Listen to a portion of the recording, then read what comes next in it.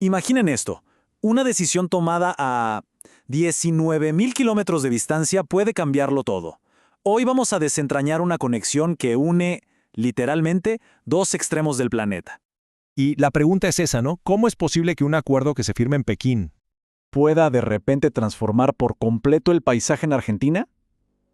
Parece increíble. Bueno, la respuesta está en una historia de mucho dinero, de poder y sobre todo de soja. Vamos a ver de qué se trata.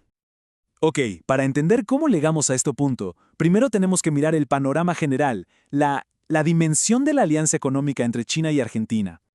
Miren este número, 137.000 millones de dólares. Eso es lo que prestaron los bancos chinos a América Latina entre 2005 y 2022. Es una cifra, monumental. Hablamos de una escala que sin duda cambió las reglas del juego financiero en toda la región. Pero bueno, la pregunta del millón es ¿a dónde fue a parar todo ese dinero, específicamente en Argentina? Y aquí es donde la cosa se pone interesante. Fíjense. El 75%, tres cuartas partes, de la inversión china se concentra en un solo sector, la energía.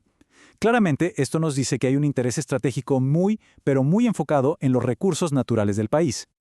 Y para que esta relación funcione, hay una herramienta financiera clave. Se llama swap financiero. A ver, para que se entienda fácil, es como si el Banco Central de Argentina y el de China se pusieran de acuerdo para intercambiar sus propias monedas, pesos por yuanes y viceversa.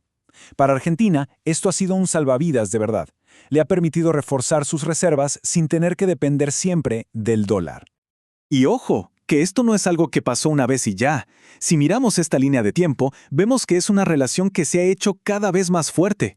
Empezó allá por 2009, se activó en 2014, se renovó en 2017 y de nuevo en 2022. O sea, el swap se ha vuelto una pieza fundamental, un mecanismo al que se recurre una y otra vez.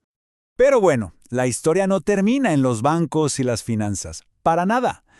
Todo esto nos lleva a un fenómeno que ha cambiado literalmente la cara del campo argentino, la llamada sojización. ¿Y qué es exactamente la sojización?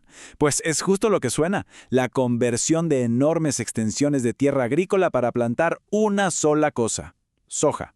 ¿Y quién está detrás de esta demanda tan masiva? Principalmente China, que necesita la soja para algo clave, alimentar a su enorme industria ganadera. Y para que veamos la magnitud de esto, miren este gráfico. Es impresionante. La superficie sembrada con soja en Argentina sencillamente explotó. Pasó de ser un cultivo casi secundario en los 70 a crecer de una forma exponencial, cubriendo millones y millones de hectáreas. Estamos hablando de una transformación del campo argentino como nunca antes se había visto. Claro, con un crecimiento tan explosivo, surge la gran pregunta, la pregunta central de todo esto. ¿Esta fiebre por la soja ha sido una bendición o una maldición para Argentina? Y la verdad es que tiene dos caras, como una moneda. Por un lado, sin duda fue una bendición económica. Fue un motor para la recuperación del país, la productividad era altísima y ayudó un montón a la balanza comercial. Pero, siempre hay un pero, ¿no? Por el otro lado, ha sido una verdadera pesadilla socioambiental.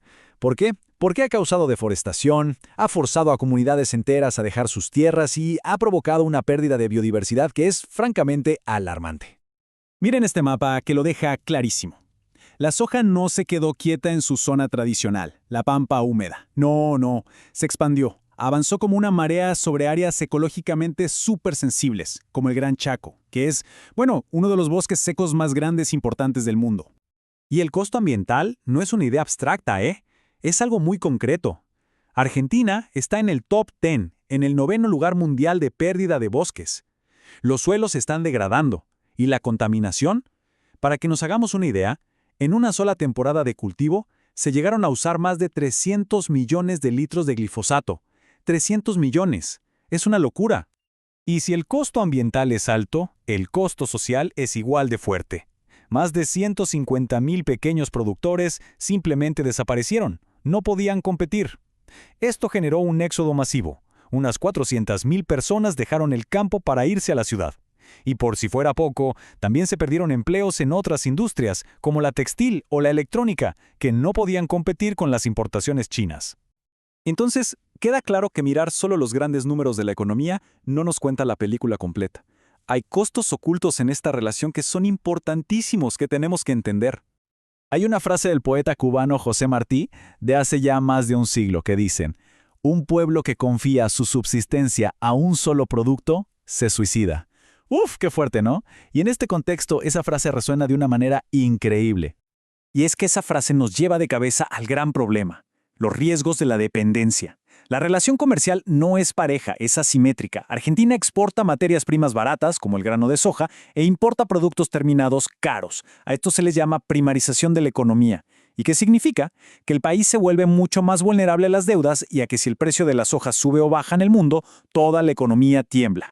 Y esta dependencia no es solo económica, también tiene consecuencias políticas muy reales. Mira en este caso. En 2010, de un día para otro, China frenó la compra de aceite de soja argentino. La excusa oficial fue un tecnicismo. Pero ¿cuál pudo ser la verdadera razón? Pues que todo pasó justo después de que un juez argentino pidiera la captura del expresidente chino Jiang Zemin por un tema de derechos humanos. Queda claro que la economía y la política van de la mano. Siempre.